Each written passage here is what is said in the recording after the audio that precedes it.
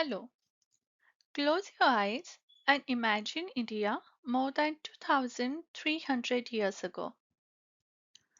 There were no trains, no highways, no smartphones, and certainly no modern nation called India. Instead, the land was divided into numerous kingdoms, each ruled by its own king, each protecting its own territory, and each pursuing its own interest. Some kingdoms were strong, others were weak. Many fought one another. Trade existed, culture flourished, and great centers of learning attracted scholars from distant lands. But politically, the region remained fragmented. It was during this period that one of the most ambitious conquerors in history appeared at India's doorstep, Alexander the Great. After conquering vast territories stretching from Greece through Persia, Alexander marched into northwestern India around 326 BCE. His invasion shook the region, although his army eventually turned back and Alexander never conquered the entire Indian subcontinent. His arrival revealed a simple truth: divided kingdoms were vulnerable. At the same time, in eastern India, the kingdom of Magadha dominated the political landscape. Its rulers belonged to the Nanda Dynasty. The Nandas possessed immense wealth, a large army, and enormous influence. To many observers, their power appeared unshakable. Yet, history often surprises us. Far away from royal palaces and centers of power, a young man named Chandragupta was growing up. Much about his early life remains uncertain because historical accounts differ. Some traditions describe him as coming from a modest background, while others present different versions of his origins. What all accounts agree on, however, is that he was not born into the position of mighty emperor. He was an outsider, and sometimes outsiders change the world. The turning point in Chandragupta's life came when he met one of the most remarkable thinkers in Indian history, Chanakya, also known as Kautilya. Chanakya was more than a teacher. He was a philosopher, strategist, economist, diplomat, and master political thinker. Ancient stories tell us that he was deeply offended by the Nanda ruler and vowed to remove the dynasty from power. Whether every detail of the stories is historically accurate is less important than what followed. Chanakya saw something extraordinary in young Chandragupta. He recognized leadership, he recognized ambition, and perhaps most importantly, he recognized potential. The relationship between the two men would change the course of Indian history. Under Chanakya's guidance, Chandragupta learned warfare, diplomacy, administration, and statecraft. While many rulers relied upon inherited power, Chandragupta had to build everything from the ground up. There would be no shortcuts. Together, teacher and student began assembling supporters. They recruited soldiers, they sought allies, they studied the enemies, they patiently built the foundations of revolutionary movement. What makes their story especially fascinating is that they understood something many leaders forget. Winning one battle does not create a kingdom. Building systems creates a kingdom. So instead of rushing into a reckless confrontation against the mighty Nanda Empire, they prepared carefully. Years passed, strength accumulated, opportunities emerged. Eventually, the moment arrived. Chandragupta launched campaigns against the Nandas and steadily expanded his influence.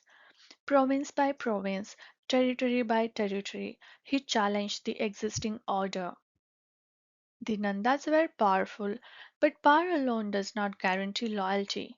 Historical accounts suggest that many people were dissatisfied with their rule, creating opportunities for challengers.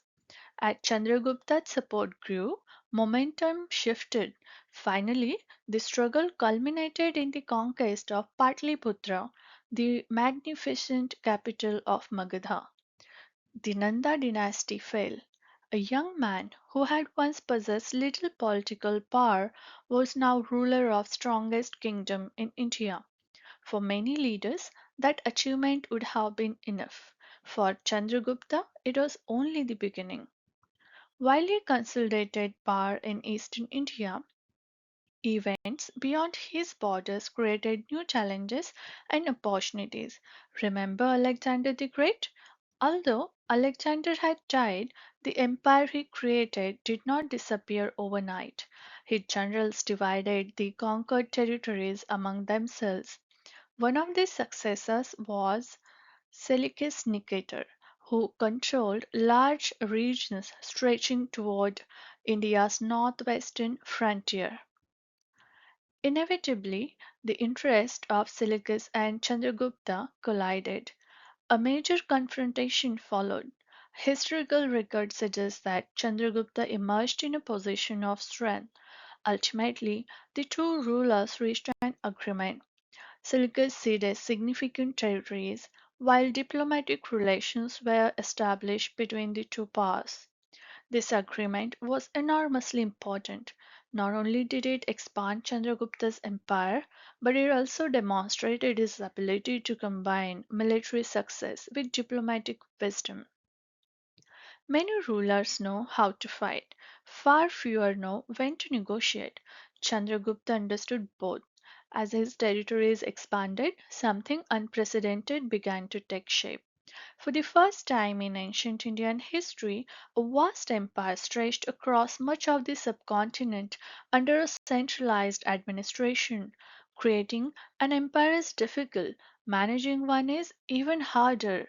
Imagine governing millions of people across enormous distances without modern communication technologies. No telephones, no internet, no airplanes, no satellites. Yet, the Mauryan administration found ways to function effectively. Road networks began connecting regions, officials supervised provinces, tax systems generated revenue, trade routes encouraged economic growth, agriculture was supported, security was maintained, commerce flourished. Behind this machinery stood the principles of governance famously associated with Chanakya's political philosophy.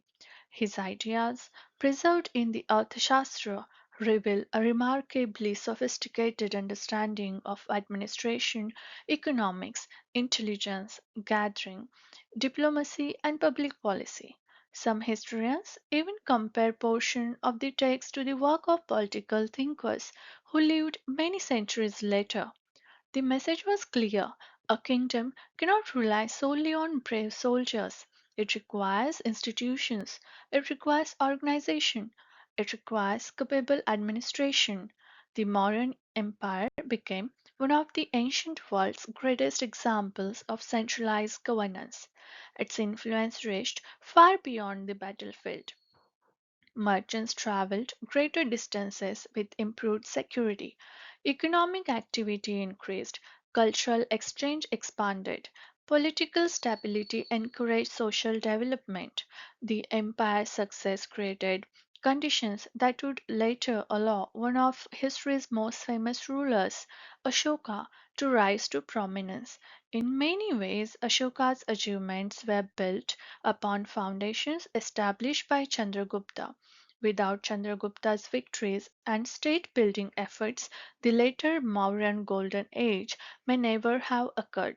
Yet, perhaps the most surprising chapter of Chandragupta's life came after all his military triumphs.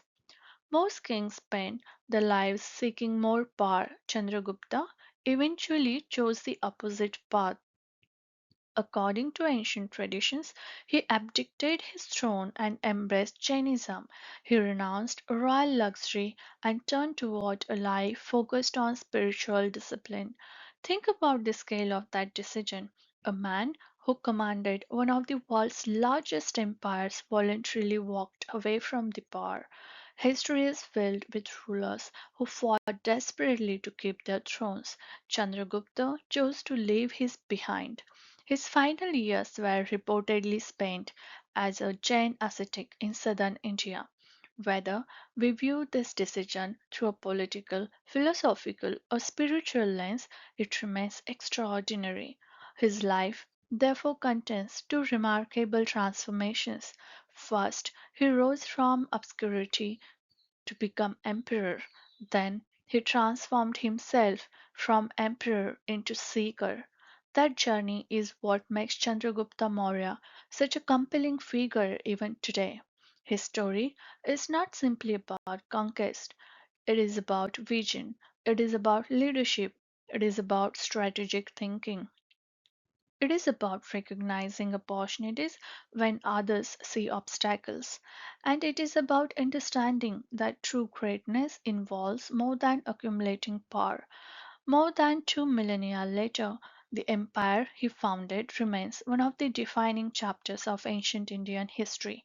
From a young outsider to the architect of India's first great empire, Chandragupta Maurya proved that history is not always shaped by those who inherit power. Sometimes it is shaped by those who dare to imagine something larger than themselves, and that is why his story continues to inspire us today. Thank you.